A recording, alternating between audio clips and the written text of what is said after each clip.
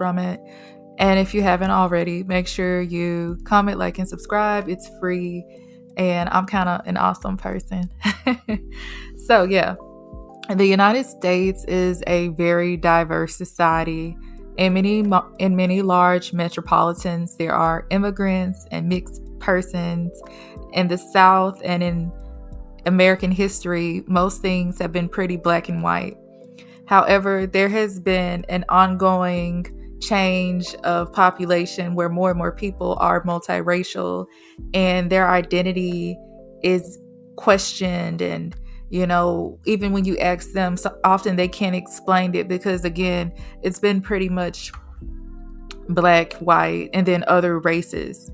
I remember being in college and maybe almost 10 years ago, and I would read in my books, by the year 2030, most of the United States would be a mixed race. And so I guess today, when we look at ambiguous rappers, we have to think, like, is this just a reflection of the United States?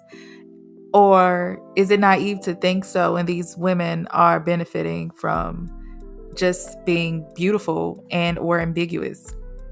So anyways, multiracial people are in ongoing existence in the United States. And though they are accepted, they're also shunned as they get to navigate into various spaces and cultures that usually monoracial people don't. Today, I will discuss the racially ambiguous rapper and how she is perceived in society and particularly Black culture.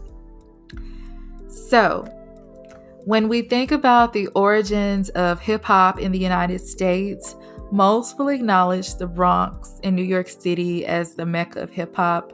There, many have acknowledged that Black and Puerto Ricans were both contributing to what we know as hip hop. From the D-boys to the turntables to the rappers and in between, it was people of color, not just Black people.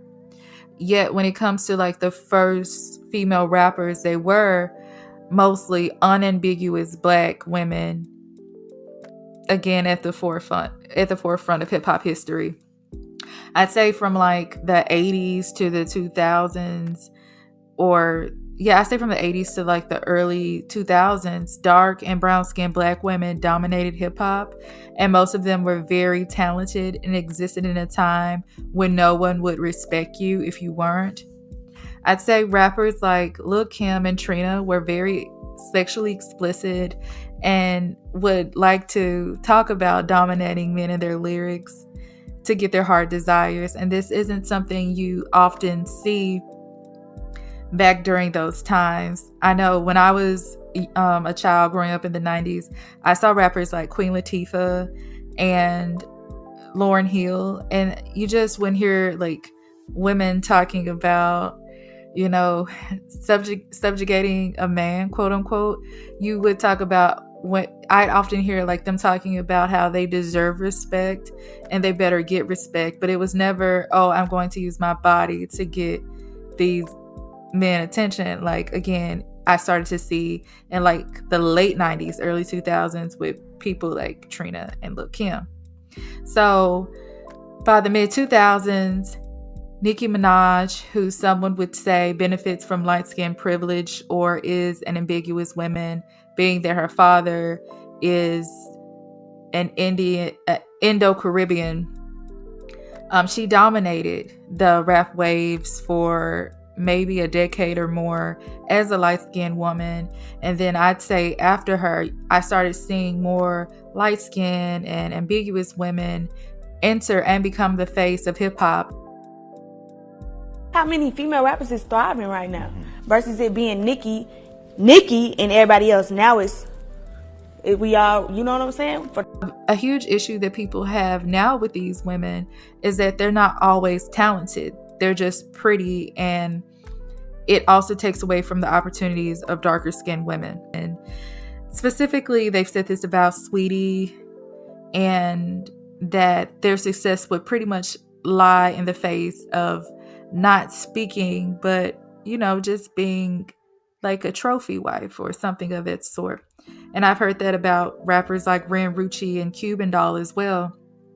So, in the grand scheme of things, racially ambiguous women experience misogyny that reduces them to a sexual object, similarly to Black women, but in the instance, they are still given opportunities.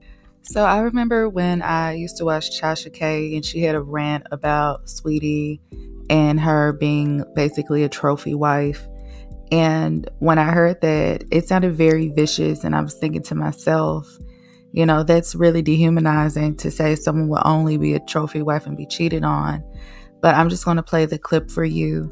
And then I want to talk about the dynamics of how a lot of light-skinned or ambiguous women will use that and say, oh, well, dark-skinned women, they've always bullied me, or they've always been jealous of me. And in a sense, how it just kind of dehumanizes ambiguous women in general. And anyways, I'm going to play the clip for you. Okay, the producer Jasmine said that she's sick of you, Sweetie, trying to act like you hood and you not. You painting on all that makeup, wearing all these damn long nails and shit, knowing that your ass went to UCLA. Okay, you ain't hood, your mama ain't hood. Okay, just cause your daddy did some time in the gang, that don't make you hood. Okay, you are rich pussy. You are going to be a trophy wife that gets cheated on as soon as she gets pregnant, but you're going to stay because you know that is your only option. Okay, that is it. That is all. And with that being said, now I gotta go. Woo! Now, before I go, Tasha K went on to say in so many words that Sweetie was trying to find proximity to Blackness via her father being a former inmate. For those of you who don't know, Sweetie has acknowledged that her father is Black and that he has served time, and she has had to learn to maneuver, and she had challenges despite her father being in prison. But again, the bigger part of what Tasha K said, which was pretty vile to be honest, was that she acknowledged her as being someone who would only be used as a trophy wife, and that she was not Black, and she was trying to hold on to the struggles of what Blackness was perceived to be. And I think that part is true for a lot of ambiguous women or people who try to enter Black, quote unquote, spaces like hip hop. And I think often they are successful because they could either pass or, again, have this like Black aesthetic and pretty privilege that no one really questions. So I will confirm more of this. I will discuss more of this in the video, but I would like to also confirm some terms that I think are important for this video. The first term is racial ambiguity. Again, this is pretty much the topic of my video, and since I'm going to be saying it often, I would like to define it. So racial ambiguity is when a person's racial background isn't easily identifiable. And dehumanization is the process of depriving a person or a group of positive human qualities. And colorism is prejudice or discrimination against individuals with a dark skin tone, typically among people of the same ethnic or racial group. And last but not least is Black erasure. So Black erasure refers to the practice of collective indifference and willful ignorance that renders certain people and groups as invisible. It ignores their creation and contribution to the culture. The casualties of erasure constitute familiar communities, women, BIPOC, Black, Indigenous, and people of color, LGBTQ and plus, and the poor. Black erasure is often a deliberate and malicious act to whitewash something for public consumption. I think in the grand scheme of this, Black erasure is kind of the center of what's going on. And again, I feel like the last sentence pretty much summed up what a lot of Black people are against, or critics, is that these women who aren't necessarily darker skinned are used to make white people feel comfortable about Black struggles. And they're pretty enough for the white gaze or the white male gaze. So in a sense, it is whitewashing something for public consumption, especially if these women have never grown up in a predominantly Black neighborhood or generally identify as Black. So again, when you are ambiguous, oftentimes you are able to navigate into multiple cultures, and you get to experience what it means to be multiracial. Sweetie has often been able to do this as a primarily Black and Asian woman, and she has showed homage to Black women, whether it's in defense of Black women or just in her interviews or videos. You often see like Black women around her.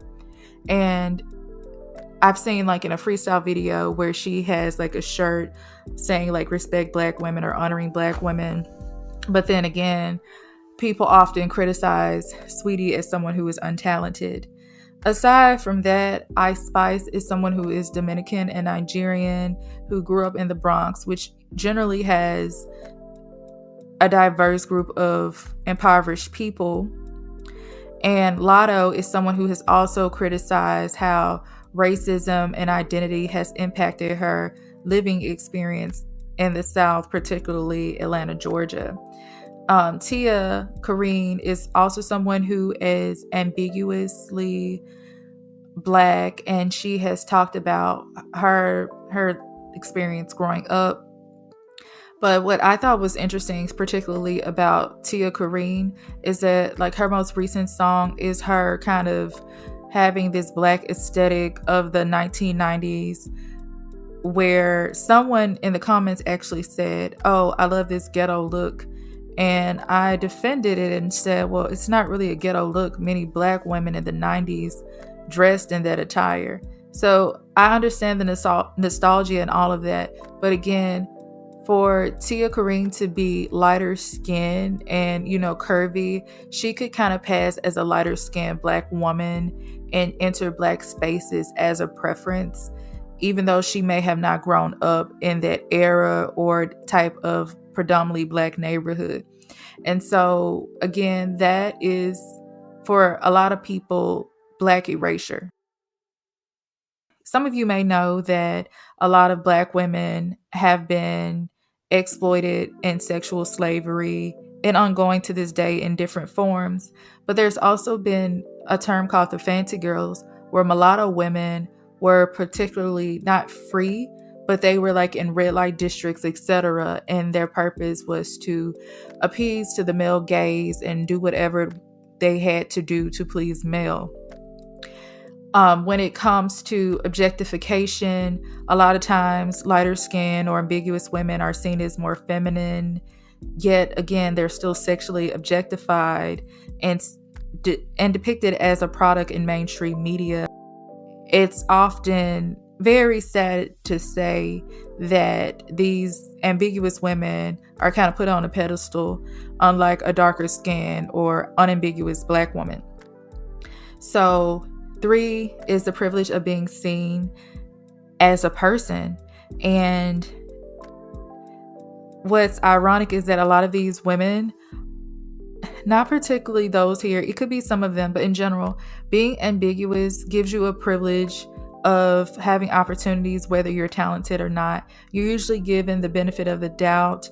And even when you make complaints about like harassment, like Lotto, when she mentioned someone trying to blackmail her about sex, which she had the right to do so, but again, she wasn't really mocked. Like, of course, as a woman or just ongoing, as onlookers, people want to hear the story, but she was never really doubted. And when people like Coyle Ray talked about the discomfort of their distant father, she wasn't really slammed like someone like Megan Thee Stallion could be about saying that she was abused, by Tory Lanez, or someone like Asian Doll saying she was a victim of colorism in the rap industry. So again, a lot of these women get to be heard, which I think is a privilege. And some cons could be a lot of them not being seen as someone with talent just because they're beautiful. And so maybe sometimes they may have to work harder, or it could cause insecurity. But the misogyny of just being a pretty face is pretty degrading. But the dichotomy of all of this is that a lot of these women, light skin and dark skin, honestly, perpetuate the idea of the male gaze by selling themselves as sex. So it's really unfortunate for women in general. So, in conclusion, racial ambiguity is a bit complex because race in America is also complex. While a lot of multiracial people are simply trying to thrive and demonstrate their talent, many also act as culture vultures and deny their ethnic background and or blackness, especially black women, whom are often talented but overlooked. So, I just want to quote some terms I learned or some people's experience as multiracial people. I think it's very important. Salvador Lopez Rivera says, on the flip side, I also have to recognize that my appearance entails a degree of privilege in the United States. People of color here express every day that they are treated unjustly in public settings due to their race, from being followed around in a department store to tragic brutality from the police. They have remarked that injustices arising from racism still occur on a daily basis. When I am able to pass as white, I don't have to worry about this. Unlike most people of color, I can say I've been treated differently too, but in most cases, not negatively. I've had people approach me because they thought I was white in different settings. Navigating this awkward space of whiteness and non-whiteness has made me aware of how much what people perceive of your ethnicity to be determines the way you are treated. And so again, basically, some people can treat this as colorism, but in the grand scheme of things, it's all about racism, and monoracial people do not benefit, again, like a lot of the ambiguous women do. And again, most critics or black people, I feel, are saying that this type of experience does lead to black erasure and can also impact the esteem of many black people. So I appreciate those who do speak out against it. And let me know if you agree or disagree with anything, or if there's anything you would like to contribute. Please speak your mind in the comments. And thank you for watching Books and Looks TV.